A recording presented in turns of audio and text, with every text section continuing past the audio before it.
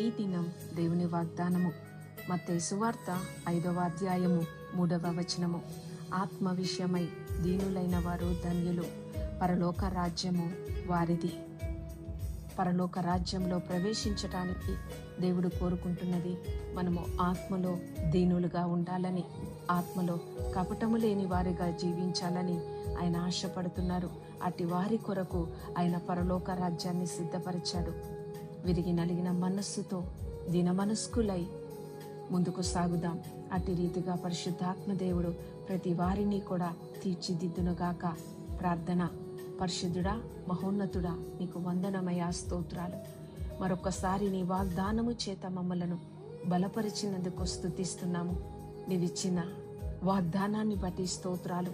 ఈ ప్రేయర్లో ఏకీభవిస్తున్న ప్రతి బిడ్డను కూడా ఆత్మలో కపటము లేని వారుగా, నిరాకడకు సిద్ధపడు వారుగా, పరలోక రాజ్య ప్రవేశము కలుగు రీతిగా సహాయము చేయండి తండ్రి. ఈ నూతన దినములో ప్రభా ప్రవేశింపచేస్తున్నందుకు స్తుతిస్తున్నాము అయా.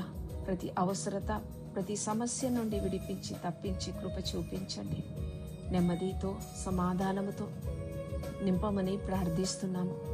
నిరాకడకు సిద్ధపరచమని తండ్రి, ఎవరు ఏ పరిస్థితుల్లో ఉన్నప్పటికీ అన్ని విధములుగా నీ కృపను అనుగ్రహించమని, ఇది నీ దీవెనలు ఆశీర్వాదాలు కుమ్మరించమని నడిపించమని యేసు పరిశుద్ధ నామమున ప్రార్థించి పొంది నిన్ను స్తుతిస్తున్నాము తండ్రి. ఆమేన్.